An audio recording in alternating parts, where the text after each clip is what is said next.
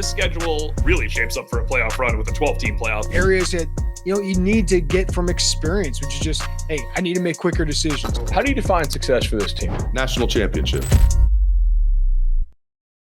What's going on, y'all? I'm Bud Elliott. This is my summer school series where I ask our team side experts from the 24/7 Sports Network what I want to know about their team. It helps me prep for the season on Cover 3, and hopefully they get something out of it too. Maybe their listeners discover their site. So today, Georgia, that's Jordan Hill joining us again, crushed it for us last year, and Dogs 247 keeps rolling, man.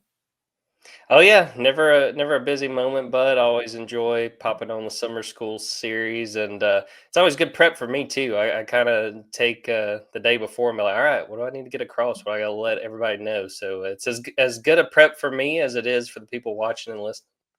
So a down year for Georgia entailed winning the SEC and making the college football playoff. What's the general vibe in Athens right now? Yeah, I kind of wondered if we were going to start there, and it was funny. You would call the season a success. I mean, Kirby Smart was asked about it quite a bit, and the first point he would make, as you just did, was we won the SEC, and Georgia, played the toughest schedule in the country last season. But I think it's a situation going into this year that there's some renewed energy. I think that people were disappointed with the losses in the regular season, which has not been something we've seen in recent years. Certainly the way the Sugar Bowl played out, obviously very complicated situation after Carson Beck got hurt, Gunnar Stockton having to step up and start in that role. But I think just based off of spring practice, there's a lot of excitement. I think that the people within this program still see this team as a championship contender. I think that they need guys to step up at different positions, which is no different than we see every year. But I do think that they have the talent to be a championship contender in 2025. They've just got to put it all together. We've talked a lot on Cover 3 about Georgia's quarterback situation, and I'm kind of like, how do I separate player from position situation? Do you think Gunnar Stockton could be a better player for Georgia than Carson Beck was? Or do you think he could produce better because the situation betters around him? Or I guess both, obviously. I think it's really more of the second. I think he's in a better situation. And, Carson Beck had his faults during the 2024 season. There's plenty of mistakes Carson made.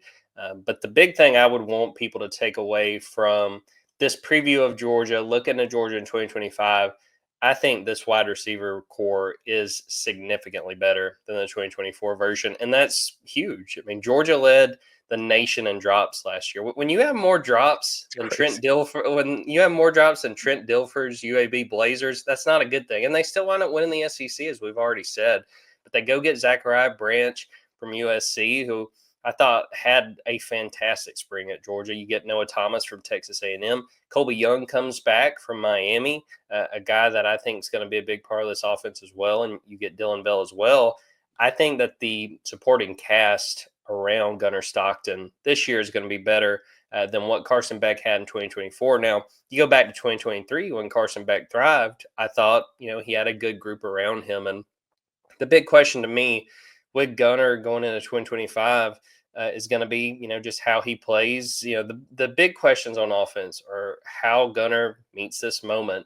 I mean, basically he's had a game and a half of legitimate experience at Georgia. That second half and overtime of the SEC championship game, the Sugar Bowl against Notre Dame. Now, it's going to be his offense. So can he step up to the moment? Really, the only other question for me on offense is the offensive line. Had 3 guys drafted, another one signed undrafted free agency. And that offensive line that was experienced was really underwhelming last year. So if they can meet the moment, it's going to be a good position for Gunnar Stockton because of the pieces he has around him, because of the skill that is on at receiver, at running back. I think this offense has a chance to really shine, but that means there's going to be a lot of pressure on Gunnar Stockton to deliver. You mentioned that offensive line, and for a while, Georgia's hit rate when recruiting offensive linemen out of the high school ranks was both amazing, and then also common sense says probably not completely sustainable at that insane level. Last year was a bit of a disappointment. I guess they did have some serious injuries that hampered some guys, and they were playing. It was obvious they were playing through it at times. Can this line this year be better than what they had last year? They have to be better. Yeah, and that's the thing that, we've talked about over on Dogs 24/7, throughout the season.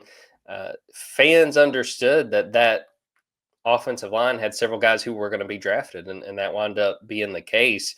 But I think injuries had a lot to do with that. And I think in certain situations, things just kind of snowballed on that offense. When we talked about the drops, when you talk about, a poor first half against Alabama, you talk about a really rough game in the rain in Oxford and that loss to Ole Miss, you're tasked with these guys who have come back to step up. And you look at this offensive line, the returning piece from last year's line is Ernest Green, and he's a guy that's going to be playing a different position. He was playing left tackle in 2024. He's playing right tackle now. He said all the right things during spring. Sounds like he's comfortable, but that is going to be an adjustment.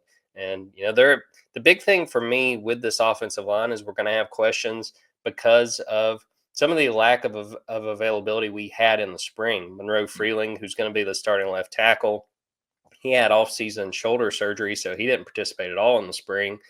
Drew Bobo got banged up a little bit in the spring, but you got to see a good bit of him. But Daniel Calhoun, a young offensive lineman, they're really excited about. I think he is the starting right guard. He wound up having a foot injury toward the end of spring. Was told it's not super serious, but it happened later in spring, and he just wasn't going to come back by the time the spring game got there. So it's an unproven group. It's one that, as you said, Bud, they've got a lot of talent. But when you come into a situation where they were underwhelming last year with NFL guys, the pressure's on this offensive line, and it's up to Stacey Searles, who's coached in college football for years and years. He's got to get this group ready, and we're just going to have to see if they can meet the moment. So with Gunner, they didn't go after anybody all that hard, to the best of our knowledge, in the portal, right? And they were. How would you categorize their attitude towards Carson Beck leaving? Were they like encouraging of it, okay with it, like kind of bummed about it? Where would you put Georgia with that? I think it was one of those situations once it became clear that Carson was going to go first to the draft, and then obviously he changes course and goes to Miami. I think for both parties, they were okay with just sort of moving on. Gunner's a guy that, sort of been waiting in the wings, not all that unlike what Carson Beck did, waiting behind Stetson Bennett. Gunner's a guy that Mike Bobo has known pretty much all of Gunner's life. I mean, I can remember going back when Mike Bobo was at Auburn. There's a lot of smoke about, he's got this connection with Gunner Stockton, and Gunner picked South Carolina at first, and then Mike comes to Georgia, and Gunner winds up coming to Georgia too. So I think it was a situation everybody was kind of ready to turn the page. I think, a lot of the talk out of December was after Carson Beck got hurt. Carson kind of went and did his own thing. And I think that alone sort of let everybody know, okay, he's going to go rehab his injury on his own. It's not really quite with the team during all this. So I don't know if it was all that surprising. And I honestly do think for Carson and for Georgia, for Gunner Stockton, it probably was best for everybody just kind of go their separate ways. And I do think there's a world where everybody involved winds up benefiting from kind of a new chapter. So is Nate Frazier the guy to get like the vast majority of carries, or do we think it's going to be more committee, or maybe there's somebody else who could step up and surprise us? Yeah, it's going to be Nate Frazier. I think that he's a guy they were very pleasantly surprised with going back. He did not go through spring practice. He didn't get to Georgia until July, and fall camp starts, and you're kind of hearing behind the scenes, okay, we really like what this freshman is showing. The biggest thing for Nate, he's going to have to take on a bigger workload. He was Georgia's leading rusher last year, which I did not expect after they got Trevor Etienne, but that was kind of a product of Trevor getting banged up. The biggest thing with Nate is the workload and also just limiting the fumbles. He had some issues with fumbles, didn't play in the Alabama game early in the year because that was a concern. And then you actually saw it a few times. Crucial one in the second half of the Ole Miss game. I want to say there was one in the SEC title game that Arian Smith bounced on that basically kept Georgia in that game. So watching him, and we'll see other backs get really involved behind them. I think they're excited about a guy they got from Illinois, Josh McCray, Cheez-It Bowl MVP. Anytime I can talk about the Cheez-It Bowl, I got to shout that out there. But I was there. It's a good bowl. Oh, yeah. A very physical back, and I think it's something that they lacked last year. That run game finished 15th in the SEC in rushing yards per game. I think that's at least the worst Georgia run game in my lifetime, and just knowing the history of Georgia, you probably have to go back quite a while to find one that was that that struggled so much at being productive. But they lacked a physical back. Branson Robinson had gotten banged up. Roderick Robinson basically played a game and a quarter because he was dealing with a foot injury for most of the year. So I think McCray's going to play a crucial role on this offense. Really excited to see how he enters the fold and what we hear once they get going in fall camp. Do you have a sense of who they've hit on in the portal at receiver this year? Because there's a lot of excitement, but if there's a guy who's like a college ball fantasy breakout star, is there one dude who's like, oh, yeah, he might blow up? I think it's Zachariah Branch. I think the fact that they went and got him, there was a lot of excitement, and you kind of wondered if it would translate. I don't know that he had the 2024 that most people had in mind. I mean, he was the first true freshman All-American ever at USC. And think about the history there. And a lot of that was because of his kick return ability and what he did in special teams. But heard nothing but good things about Zachariah Branch during spring practice. He was a guy that was making a lot of plays against a secondary for Georgia. I think it's going to be really good. Played in the spring game, looked good there. To me, he's the guy, if you ask me who was going to be Georgia's leading receiver this year, I think it's Zachariah Branch, but don't really want to put all the focus on him and not shout out Noah Thomas, who, led Texas A&M in receiving last year and comes in. And, this point was made by Sakovi White, who's a sophomore receiver for this Georgia team that, you look at Noah Thomas, who's like 6'5", 6'6". You can put him on one side. You can put Colby Young, who's 6'3", on the other. And, Sakovi was like, well, what do you do? If you're a quarterback trying to stop those guys, I think they've done a fantastic job of reloading this position. And Zachariah Branch would be the guy if we're talking about a breakout, if we're talking about a guy from the portal. But I'd also shout out Noah Thomas, too. I think they're excited about him as well. So it's one of the things I love about summer school. When I see Branch, I'm like, okay, we know he could fill the Arian role. Arian Smith, obviously. But like if they get a lot more out of him, because I think he's a more complete player than Smith was, that's encouraging. Let's hit a quick break here. When we come back on the other side at summer school, we will talk a little defense. When you need your sports news all the time, we've got breaking news to bring to you. CBS Sports HQ gives you a snapshot of all the sports that matter to you. When you need your sports in a snap, find it on CBS Sports HQ, streaming free anywhere you are. All right, y'all, welcome back to summer school here with Jordan of Dogs 247. Jordan, Glenn Schumann, so last year, like another really good Georgia defense, not quite up to the standards of some. They didn't have one guy who kind of was a game wrecker every single game, right? Like Michael started out, looked great, and then the ankle gets clipped there in the Clemson game. Walker kind of goes off twice against Texas, but maybe wasn't quite as dominant in some of the other games.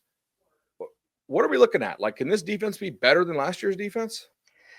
It's a big question, and I think it really starts with the defensive front. I mean, the thing, Georgia fans have been spoiled in these last few years because you talk about, well, this defense isn't quite as good, and we're still talking top 25, top 30 defense. But the thing when you're like, what is missing from those just outright dominant defenses from like 2021, 2022, it's the run defense. I mean, they in those 2 seasons, they just hardly allowed any rushing yards. Were usually top 3 in the country in run defense. I think they finished about 30th last year, which again is nothing to sneeze at. But it's a situation where it's a good opportunity for Glenn Schumann, for Kirby Smart to show how quickly they can reload, because they lost a lot of talent, lost 3 first-round picks off of last year's defense. But I think there's a lot of excitement about what they bring back.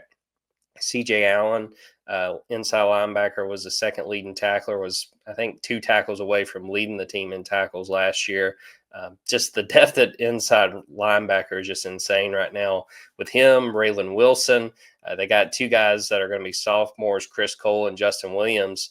Chris Cole, I think, has a chance to really make a name for himself after really impressing as a true freshman last year.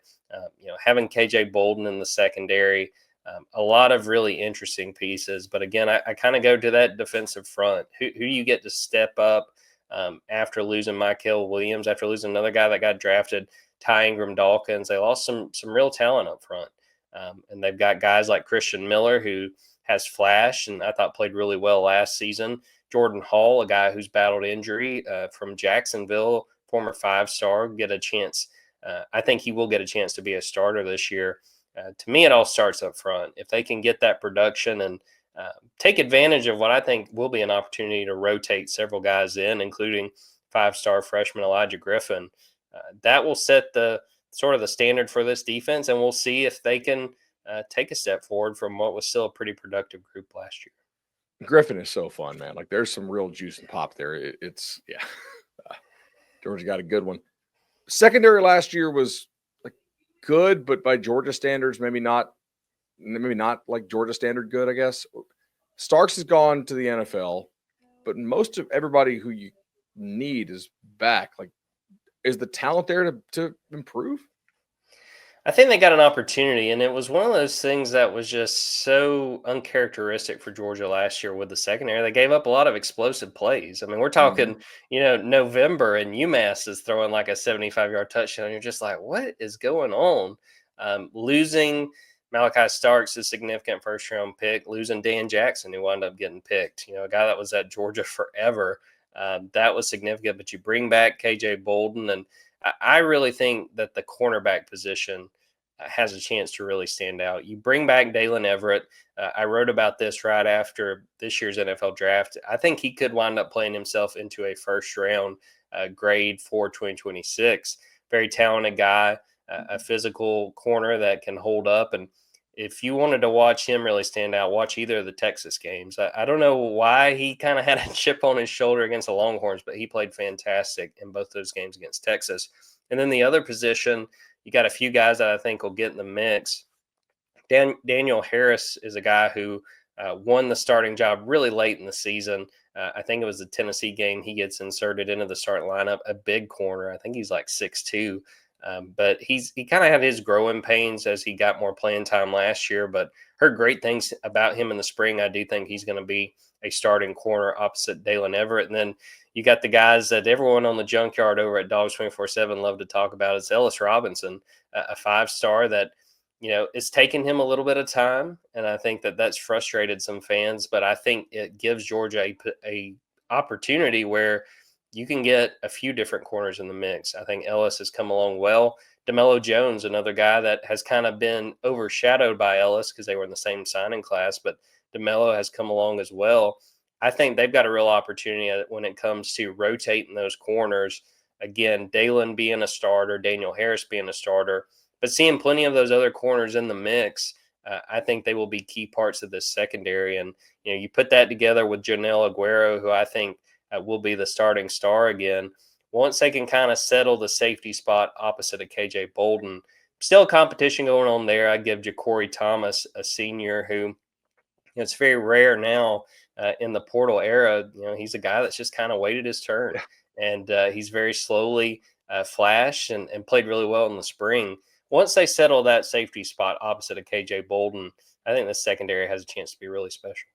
Without knowing the inner workings of Georgia's finances, I think if a guy stays around that long nowadays and he's actually a dude with ability, they had to be stroking some decent checks to be like kind of like wait your turn checks. Like, hey man, like we think you got a real shot to be the guy when the spot opens up, and like to keep him around like that. That probably shows or says a lot about what Georgia thinks about Ja'Cory Thomas. I'll leave you with this one. If Georgia's gonna get back to like being natty quality, maybe win it, maybe don't, but play at that level that they had shown. They've probably played like to a natty level, like 4 times in the last 6-7 years, like legitimately, even though they didn't win it all the time. Like they got 2. Who is a guy that's like he's the dude if he steps up? This thing becomes a rocket ship. I think I'd probably say Christian Miller on the defensive line, and it kind of goes back to the point that we were just making about what has kept this defense from being, they've been really good, but not phenomenal, right? Exceptional. And I think they haven't had that Jalen Carter. They haven't had that Jordan Davis, and Christian Miller's that guy that has that opportunity to be that. And I thought he was really impressive last year. He played through a shoulder injury that he suffered in November, played against Notre Dame. There's no telling how much pain he was in. He had 5 tackles. He batted a pass at the line. He's this guy that, kind of going back to the conversation we were just having in reference to some of the portal guys, 2 springs ago, he says, okay, I'm going in the portal. And Georgia convinces him, look, just stay. And I talked to him about that after the Sugar Bowl, that decision. And he said, he wanted to stay at Georgia. He wanted to get developed. He was a guy that I think could have gone to the NFL this year. He wouldn't have been that high of a pick, but he could have gone pro. But I think he sees the opportunity ahead for him, not only to play a very crucial role, but also to play well enough to wind up kind of being in the mix as a first-round defensive lineman. And we've seen Georgia, and Trey Scott deserves a lot of credit for how he's developed those guys. So I'd say Christian Miller, and then just to throw in, you kind of have to say Gunnar Stockton. That's sort of the conversation we had earlier on that too, that the talent's around him. As long as that offensive line, meets the moment and is up to par of what we expect from a really talented group, the ball's going to be in Gunnar's hands more than anybody else. He's just got to show that he's an SEC caliber starter and that he can take advantage of quite a few really talented skill players around him. All right, Jordan, I'll get you out of here on this one. How do we define success for Georgia in 2025? I would say it has to be a playoff appearance again. I don't know necessarily if they have to win the SEC. Again, it kind of goes to how we started this episode, where Georgia won the SEC, and people sort of felt like, well, that was a step short because they weren't able to win a game in the playoffs. So they got to get back to the playoff. I would say if they could win a game, that would probably qualify as a success, just because, again, Georgia sort of finds itself in such an interesting situation where there's no denying they just lost a ton of playmakers from last year. But then you look down, you look at our recruiting rankings, and these are 4 stars and 5 stars that are replacing those guys. So you can't really expect a ton of fall off. And I think getting back to the playoff, winning a game would constitute a success. Everybody else is expecting, an undefeated season and to never give up any touchdowns or anything like that. And not going to be quite that easy, and a lot of tests along the way. But, the non-conference schedule is much more manageable this year. They don't have a Clemson. You're talking about Austin Peay. You're talking about Marshall. You're talking about Charlotte and Georgia Tech in Mercedes-Benz Stadium. So if they can survive some of these road tests in the SEC, at Tennessee, at Auburn, and then try to take care of the majority of these at home. The big ones being Ole Miss, Texas, and Alabama. The road's pretty manageable, all things considered, especially after what they did last year with so many of those big tests on the road. But you get to the playoff, if you can win a game, I think that checks some boxes for some fans who, that they are championship or bust now. And that's just sort of the price for being one of the premier programs in the country. All right, man, I really appreciate it. It's been summer school, Georgia Edition. Everybody needs to check out Dogs 247. You guys do a great job. Appreciate it, bud.